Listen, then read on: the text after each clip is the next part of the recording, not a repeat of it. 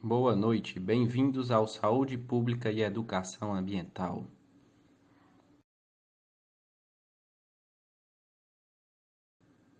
Onde teremos como anfitriões Altevir, Pedro e Sueli. Impactos ambientais e saúde pública. O que é? Impacto ambiental é a alteração de condições do meio ambiente e ou dos elementos presentes nestes em consequência de atividades humanas. A poluição de recursos naturais tem como exemplo poluição do solo, água e ar, destruição dos meio ambientes naturais, redução dos indivíduos ou extinção de espécies, aumento da temperatura global, acidificação dos oceanos, comprometimento de serviços ecossistêmicos essenciais à vida e entre outros. A saúde pública é a ampliação de conhecimentos, médicos ou não, com o objetivo de organizar sistemas e serviços de saúde, atuar em fatores condicionantes e determinantes do processo saúde e doença, controlando a incidência de doenças na população através de ação de vigilância e intervenções governamentais. Meio ambiente e saúde. Qual a ligação? É certo que qualquer dano causado ao meio ambiente provoca prejuízos à saúde pública e vice-versa. A existência de um é a própria condição da existência do outro, razão pela qual o ser humano deve realizar suas atividades.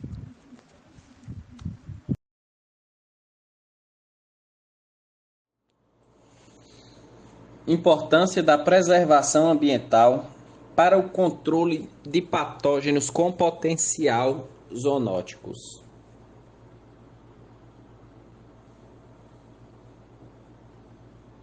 Quando se fala sobre pandemia, aparecem inúmeros questionamentos, como: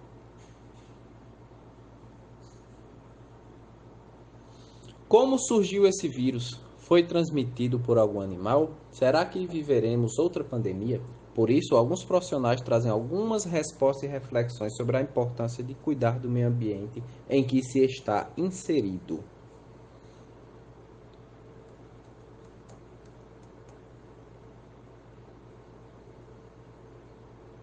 É preciso refletir sobre a falta de atenção da sociedade para as questões ambientais e como isso foi capaz de gerar uma nova zoonose. Adotar medidas de conservação que previnam a degradação ambiental, pois a falta de cuidado com a natureza está correlacionada com a transmissão de zoonose. Dessa forma, devemos garantir que as necessidades de alimentação e nutrição de algumas comunidades sejam alcançadas, pois muitas dependem do consumo de espécies silvestres.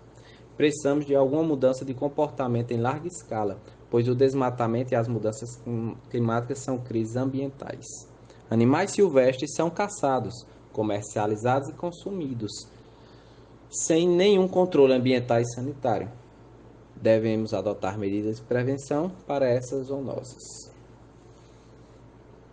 eliminando o tráfico de espécies silvestres.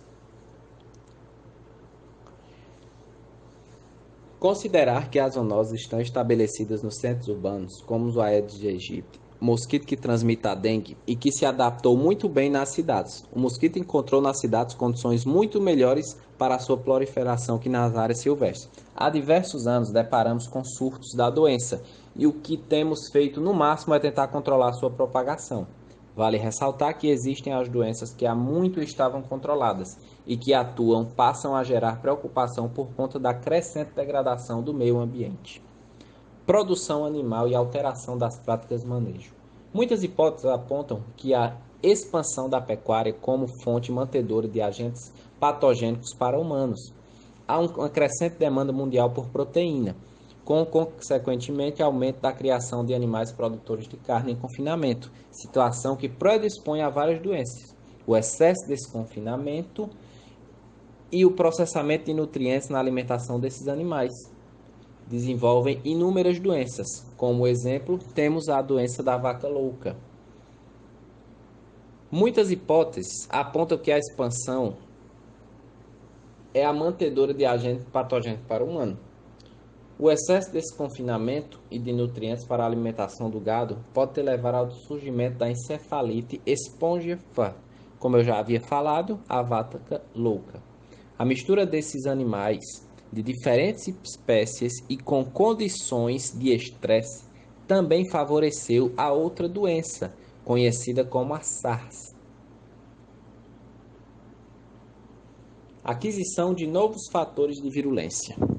Novos fatores de virulência incluem o aumento potencial de invasão, difusão, produção de toxinas ou resistência a drogas antimicrobianas.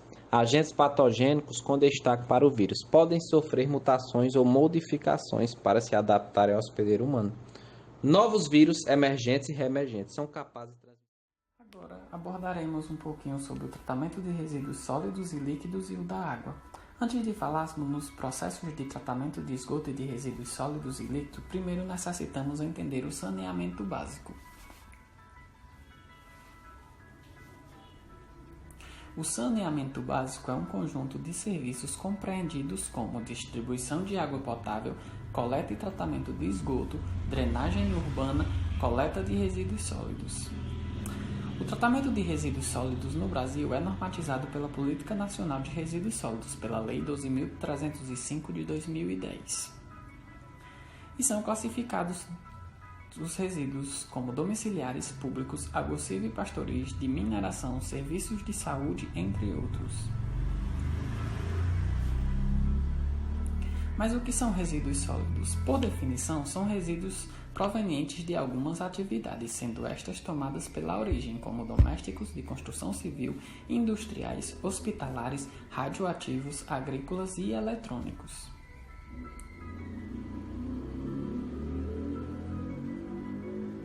Onde cada tipo de resíduo precisa de uma coleta e transporte adequado, bem como a destinação adequada.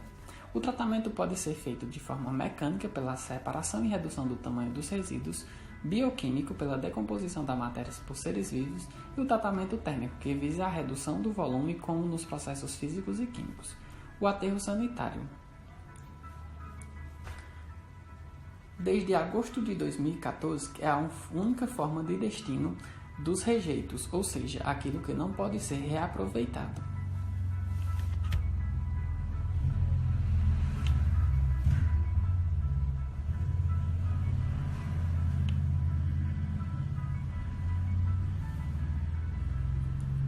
Esses aterros devem possuir o solo impermeabilizado e o lixo deve ser compactado, onde todos os dias deve receber uma camada de terra cobrindo o lixo para evitar a proliferação de vetores, possuir canaletas para o escoamento do chorume, uma lagoa para o chorume, chaminés com filtros para a liberação de gases e essa área é possível ser reaproveitada após.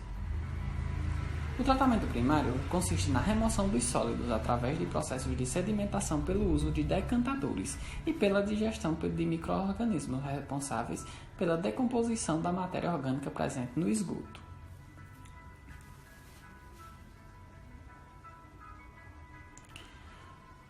O tratamento secundário destina-se à degradação biológica da matéria orgânica, ou seja, à digestão de micro-organismos, e em alguns casos, apenas este processo já permite o lançamento do efluente no corpo receptor.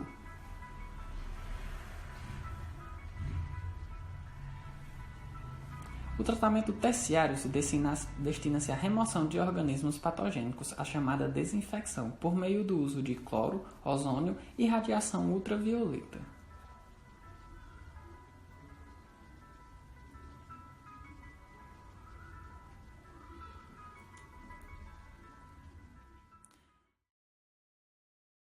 O tratamento de água acontece nas estações de tratamento de água, ETA, e o primeiro passo é a captação da água. Este processo é importante pois deixa a água própria para o consumo e livre de qualquer tipo de contaminação, evitando assim a transmissão de doenças. É composto por 7 passos, sendo o primeiro o gradeamento, o segundo a coagulação, o terceiro a flucolação, o quarto a decantação, o quinto a filtração, o sexto a cloração e o sétimo a fluorotação.